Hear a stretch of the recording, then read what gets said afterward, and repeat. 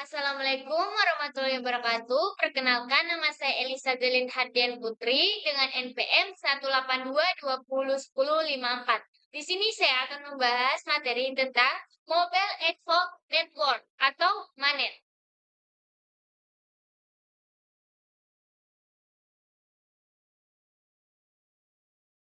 Di sini yang pertama-tama kita akan membahas pengertian Mobile Ad Hoc Network atau MANET. Yang kedua, karakteristik jaringan MANET. Yang ketiga, jenis-jenis jaringan MANET. Yang keempat, fungsi dan kegunaan jaringan MANET. Yang kelima, kelebihan dan kekurangan jaringan MANET. Yang keenam, penutup. Pengertian Mobile Ad Hoc Network atau biasa yang disebut MANET. Mobile Ad Hoc Network atau yang lebih sering disingkat MANET adalah sebuah jaringan ad hoc nirkabel yang terdiri dari beberapa perangkat seluler yang bergabung membentuk jaringan sesuai kebutuhan. MANET terbentuk tanpa dukungan dari infrastruktur internet yang ada atau jenis stasiun tetap lainnya.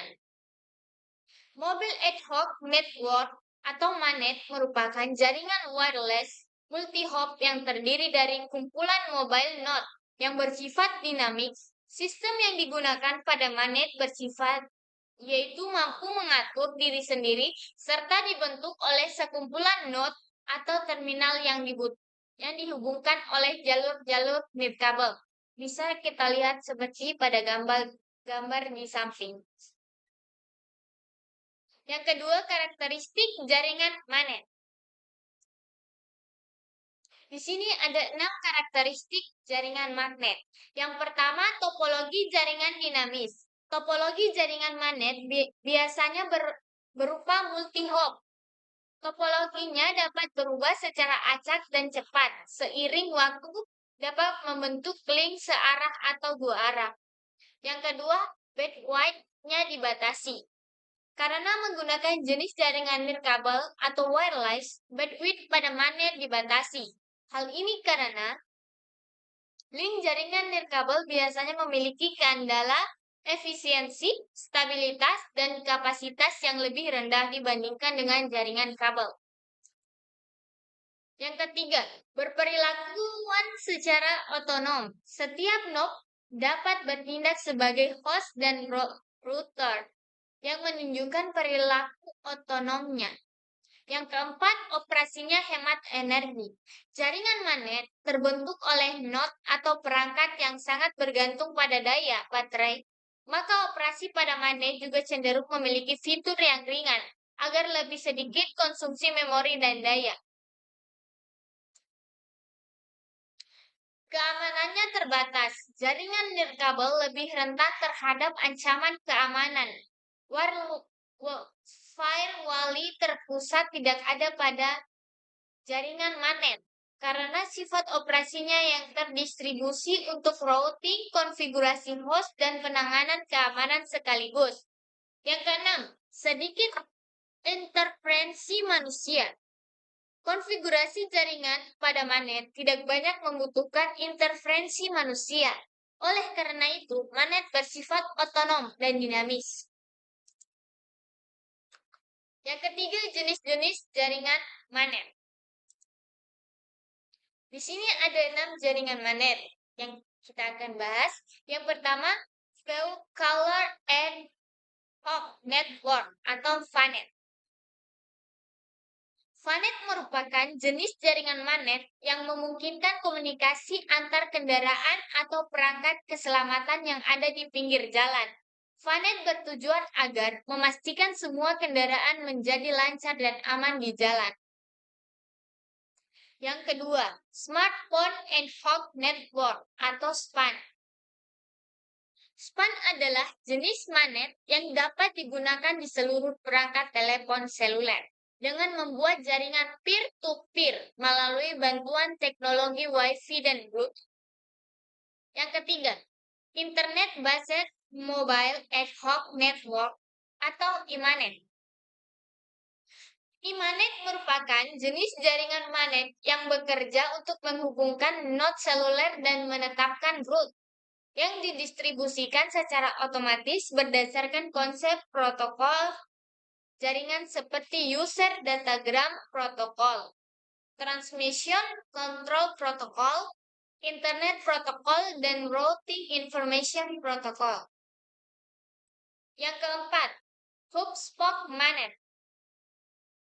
Hub Spoke Manet adalah jenis jaringan yang dibentuk dari beberapa submanet yang dihubungkan dalam VPN hub spoke agar jaringan terdistribusi secara geografis.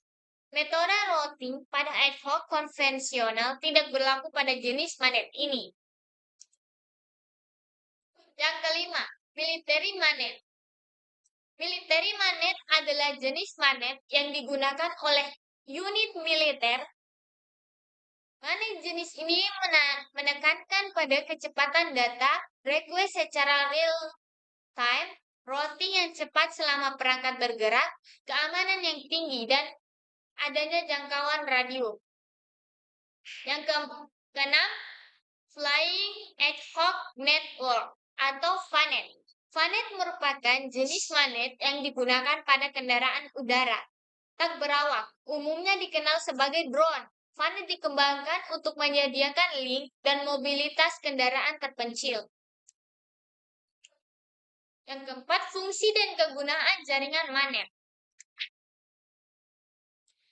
Berikut adalah beberapa contoh fungsi dan kegunaan jaringan manet. Yang pertama, pendukung pertahanan militer.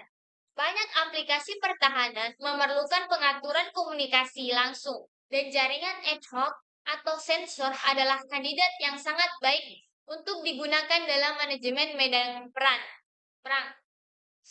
Aplikasi manajemen krisis. Jaringan manet sangat berguna untuk memulihkan komunikasi dengan cepat pada wilayah yang infrastruktur jaringannya lumpuh akibat bencana alam. Yang ketiga, telemedis. Para medis yang membantu korban kecelakaan lalu lintas di lokasi terpencil harus mengakses catatan medis, misalnya Sinar X, dan memerlukan bantuan konferensi video dari ahli bedah untuk intervensi darurat. Bahkan para medis mungkin perlu segera menyampaikan kembali hasil röntgen korban dan tes diagnosis lainnya ke rumah sakit dari lokasi kecelakaan. Jaringan manet dapat digunakan untuk kasus seperti ini. Yang keempat, pendidikan melalui internet. Teknologi magnet dapat digunakan untuk menyediakan pendidikan di daerah terpencil. Apabila penyediaan akses internet kabel jarak jauh sangat mahal ke daerah tersebut.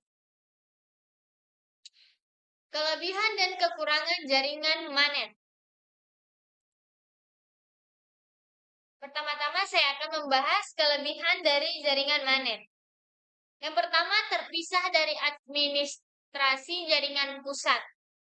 Yang kedua, setiap node dapat memainkan kedua peran, yaitu router dan host, dan bersifat otonom. Yang ketiga, node mampu mengonfigurasi secara mandiri tanpa banyak memerlukan campuran tangan manusia. Yang keempat, sangat terukur dan mudah melakukan ekspansi jaringan.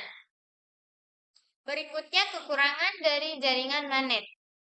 Yang pertama, sumber daya terbatas dan terdapat berbagai kendala seperti noise, kondisi gangguan, dan lain-lain. Yang kedua, lebih rentan terhadap serangan karena keamanan fisik yang terbatas. Yang ketiga, latensi pada jaringan manet cukup tinggi. Penutup. Demikianlah penjelasan mengenai Mobile Ad Hoc Network atau MANET. Semoga paparan di atas bisa membantu Anda memahami lebih dalam mengenai Mobile Ad Hoc Network. Demikian, wassalamualaikum warahmatullahi wabarakatuh.